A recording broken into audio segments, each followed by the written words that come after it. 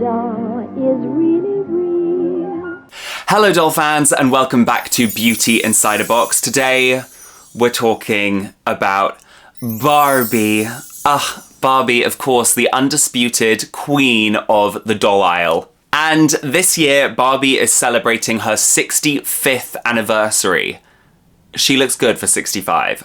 Babe, drop your skincare routine. In this video, I'm going to give you an overview of her entire evolution, and I've sprinkled in some fun facts that I think even the most die-hard of Barbie fans won't have known before this video. If you love dolls as much as I do, please don't forget to subscribe to my channel, check me out on Instagram and TikTok, and also check out my Patreon. I have 3 exclusive videos on my Patreon, so if you want to see some exclusive content from me, definitely check out my Patreon. Patreon tiers start from just $3. Some of the topics I cover in this video I have previously made more in-depth videos about, so I will definitely link those as we go, and I will also put a link to my Barbie playlist in the description box, so feel free to check out those videos along the way.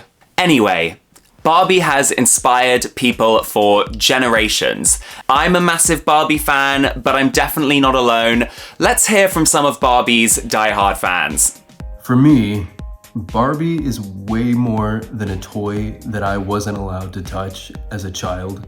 Barbie to me is just like pure fantasy. She's just like pure nostalgia. It really symbolizes the pinnacle of the fashion doll. She set the tone for every other doll line, and I really just respect her longevity. I respect the teams that work on her so deeply and what the brand represents for women. Learning so much these past couple years about Barbie, you really learn how influential she's been on pop culture and what she means to the doll community. You know, not everybody may be a Barbie collector, but everyone can respect the history of the Barbie line. She did originally start as a fashion model, and I think she is the ultimate fashion muse. I've loved her ever since I was little. Today, I see her as this beautiful miniature canvas for fashion, as a way to collect all of this amazing vintage clothing from bygone eras without the constraints of physical space. I see each piece as this incredible little timestamp from history. I grew up in like the early 2000s, which was kind of like the golden era of the Barbie movies. I just feel like I was really inspired as a little kid, going on all these grand adventures. I also love Barbie's motto as well, you can be anything. I think that applies to little boys as well as little girls, because she certainly inspires me. Not only that, just the concept of the toy, that she was encouraging kids to dream about their futures outside of motherhood or anything that society was placing upon them, is pretty amazing. And as an adult, I think she also helps me sort of explore my own femininity in a way that I just don't in day-to-day life. Barbie is so inspiring. And I mean, of course, like when you think of high fashion looks, there's so many Barbies that are so high on that list in terms of any fashion doll ever. And as a more recent Barbie collector, it's fun to kind of have a new set of eyes on the brand compared to a lot of my friends who've been Barbie collectors for such a long time, because we have such different perspectives on the brand. But she's just a queen, and put some respect on her name. I love everything about Barbie. I'm never letting her go. She's the one. Thank you to those creators for being involved in my video. And anyway, let's start looking through Barbie's timeline. Glamour Era Barbie in 1959 to 1967. Barbie was first introduced by Mattel on the 9th of March 1959 at the New York Toy Fair. She stood out from the other dolls in the market at the time because most other dolls were baby dolls. Mothers and daughters were drawn to her sophistication. She had the ability to bring the adult world full of possibilities into the hands of a child. Someday I'm gonna be exactly like you. Till then I know just what I'll do. Barbie, beautiful Barbie. I'll make believe that I am you. You can tell it's Mattel. It's swell. Many people know that Barbie was created by Ruth Handler. I have an entire video where I focus specifically on the life of Ruth Handler, so if you want to watch that, I'll put a link on the screen. But another important figure in Barbie's life was Charlotte Johnson, the first designer to design Barbie's dresses. Charlotte worked closely with craftspeople in Japan, where Barbie was manufactured, to create her many original, elegant fashion packs. Charlotte was also the person that demonstrated to the sculptors how she wanted Barbie to gracefully pose her hands. Charlotte designed for Barbie for 20 years. The original Barbie doll cost just $3. Today, an original #1 Barbie can cost around $20,000. And that's if you're lucky. One way you can identify a #1 Barbie is by the holes on her feet. Apparently, the original Barbie had a stand which would connect to her through the holes in her feet. The original Barbie either came with blonde or brunette hair. She wore a black and white striped strapless swimsuit, gold hoop earrings, and black high heels. The opulence, the glamour. Here is a stunning reproduction of the original Barbie doll. She's so iconic. Look at those arched eyebrows and those red lips. Barbie was a massive success. Mattel sold about 350,000 units in her first year. Until 1961, Barbie's sales exceeded Mattel's ability to produce the doll, and the doll was known for being sold out across America. She's so in demand. Barbie was famously based on a suggestive novelty doll from Germany called Build Lily, which was originally launched in 1955. Lily was made for adult men, but she became quite popular with children in Germany. There were a couple of differences between the two dolls. For example, Lily's shoes and earrings weren't removable, but Barbie's were, and Lily would come in 2 different sizes. Other than that, the two dolls were pretty similar. In 1961, the company which made Build Lily filed a lawsuit against Mattel for infringement of their patent of Lily's hip joint. They settled out of court. Later, in 1964, Mattel acquired the rights to the Build Lily doll for $21,600 and immediately stopped production. Back in 1959, Barbie was originally launched with only 3 different fashion packs: Gay Parisian, Roman Holiday, and Easter Parade. The next year, more would be added to the line. In 1961, Barbie also started being released with red hair, as well as her original blonde hair and brown hair. In 1962, Barbie dolls started being made wearing a red swimsuit. The original Barbie doll with the ponytail was produced from 1959 to 1966, and there were 7 different editions with slight variations. Normally, the lower the number, the more expensive the doll is now. Starting in 1961, Barbie was released with a bubble cut, which is this hairstyle here. People believe the hairstyle was inspired by the fashionable First Lady of the time, Jackie Kennedy. The bubble cut hairstyle Barbies were produced until 1967, and every year the hairstyle would get bigger and bigger and bigger.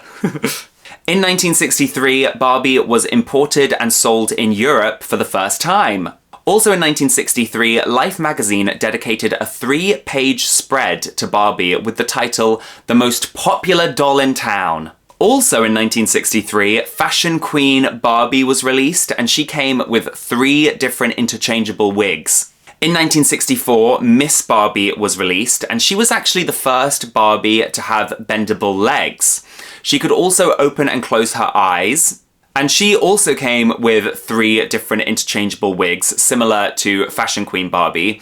She also came with a lawn swing seat. It's kind of a random array of gimmicks. Barbie was a career woman from the very start. In 1964, she became an astronaut, only a year after the first real woman, who was from Russia, had gone to space. In 1965, Bendable Legs Barbie, who is known to collectors as American Girl Barbie, was released, and she had a new hairstyle and heavily promoted the inclusion of the new bendable legs. And I love Barbie's rubbery, bendable legs. Like, I wish Barbie still made dolls with legs like that. In 1966, Color Magic Barbie was released, and she had hair that could change color when a solution was applied. She is one of the most rare and therefore expensive Barbie dolls. Color Magic fashion packs were also released and could change color when you applied a solution, and the solution was made of baking soda and vinegar. Now we're moving on to Movin Mod Era Barbie from 1967 to 1977. In 1967, Barbie got a full makeover, now with long, straight hair, a new face mold, new makeup, new rooted eyelashes, and new colourful mod fashions. The clothes from the time period were a lot less restrictive and allowed for a lot more movement and dance. In 1967, Twist and Turn Barbie was released with a waist joint that pivoted on an angle, so when you moved her, it looked like she was dancing. Sort of. This doll has the twist and turn waist. This new doll also had a promotion that allowed customers to trade in their old Barbies, along with $1.50 for a brand new Twist and Turn Barbie. In 1968, Talking Barbie was released, and for the first time, Barbie fans could hear her speak by using a pull string on her back. After 9 years of silence, what had Barbie waited so long to say? Well, I'll tell you. She said, "What shall I wear to the prom? I have a date tonight. Stacy and I are having tea. Let's have a costume party. Would you like to go shopping? I love being a fashion model." In 1970, Dramatic New Living Barbie was released. She had loads of new points of articulation, including her hands, wrists, elbows, head, and ankles. She was basically the made-to-move Barbie of the 70s. In 1971, Malibu Barbie was released. An iconic doll. She reflected the laid-back style of California and would come to define 70s Barbie. She was also one of the first Barbie dolls to look straight ahead instead of to the side. In 1971, Growin' Pretty Hair Barbie was released, and she had a retractable ponytail that you could grow longer and shorter by pulling it. This was clearly a copy of the successful gimmick Ideal Toys had a couple years earlier with their Chrissy doll. Also in 1971, live-action Barbie was released. Not that live-action Barbie, this live-action Barbie. She was also able to dance. Sort of. Mostly she just like violently shook back and forth. Which, to be fair, is what I look like when I'm dancing. In 1972, Busy Barbie was released, and she was the first Barbie to have articulated thumbs that were able to hold her accessories. In a rather uncomfortable moment in the commercial for Busy Barbie, Barbie is featured bowing to Ken as she serves him a drink on a tray. Or to bend over to serve lemonade to Ken. Another surprise. Although Barbie remained popular throughout the 70s, she began to face a lot of criticism as society's attitude towards gender roles and body image began to evolve. Quick Curl Barbie was released in 1973, and she had wiry hair, which could be curled and styled. This gimmick again was probably stolen from the Chrissy doll that Ideal Toys made. In 1974, Barbie celebrated her Sweet 16 with the release of a special birthday doll. Now let's talk about Superstar Era Barbie from 1977 to 1989. In 1977, Superstar Barbie was released, and this doll is iconic, and she really solidified the Barbie look. She also had a brand new face mold, which would become one of Barbie's most iconic face molds. The new face mold looked very similar to Farrah Fawcett. A poster of Farrah in a red swimsuit had been released in 1976, just a year before Superstar Barbie, and had sold 6 million copies that year, becoming the best-selling poster of all time. Jeanette Goldblatt, the woman who designed Superstar Barbie, said, "When I was designing for Superstar Barbie, I wanted her to epitomize Hollywood glamour. I imagined her walking down the red carpet in her long, hot pink satin gown and boa, ready to accept her Oscar on awards night. Jeanette sort of predicted the future, because Margot Robbie actually dressed a superstar Barbie when she was attending the Golden Globes. Barbie fully embraced the glitz and glamour of the disco scene. Interestingly, in Europe, superstar Barbie wore a silver dress. In 1980, the first black and Hispanic versions of Barbie were released. Kitty Black Perkins, who designed the first Black Barbie, said, "I wanted her to be able to do the same things as the white dolls, just add a bit more spice. Just a dash." Barbie had some very interesting gimmicks in the early 80s. For example, Western Barbie could wink, although it often just looked like she was drunk. And kissing Barbie would leave tiny lipstick marks when she kissed Ken. Golden Dreams Barbie was released in 1981, and Crystal Barbie was released in 1983, and I am desperate for Mattel to release reproductions of these iconic Barbie dolls. Astronaut Barbie was released in 1985, only 2 years after Sally Ride was the first American woman in space. There are so many iconic Barbie dolls from the 1980s. Like Great Shape Barbie, Dream Glow Barbie, Animal Lovin' Barbie, and California Dream Barbie. Day to Night Barbie was released. She reflected the progress that women had made in the workplace in the 80s. Peaches and Cream Barbie was released. One of my favorite dolls in my collection. This is a reproduction. Peaches and Cream Barbie was the inspiration for Andy Warhol's iconic painting. In 1986, as Madonna was getting everyone into the groove, Barbie joined a band called Barbie and the Rockers. Hot eyes, red hair, thick boots, splits there. Barbie and the Rockers, dress so cool she always makes me sing. A rock star of your wildest dreams. She's it! The doll line was clearly a response to Hasbro's doll line, Gem and the Holograms. But we love Barbie and the Rockers all the same.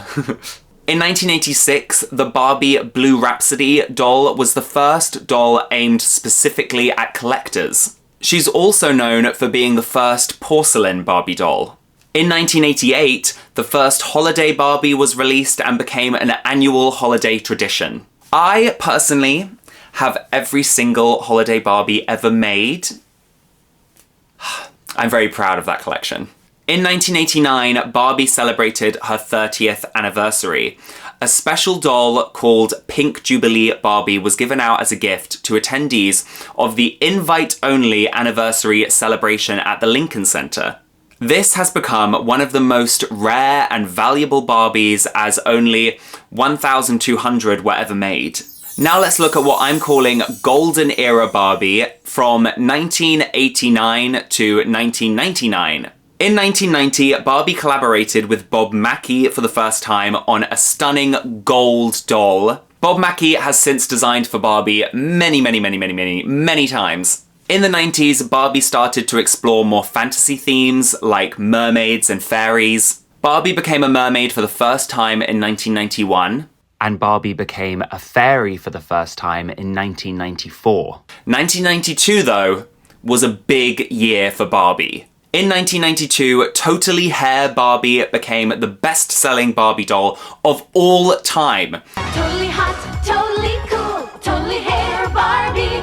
Comb it out, add some depth, gel it, scrunch it, now you're set.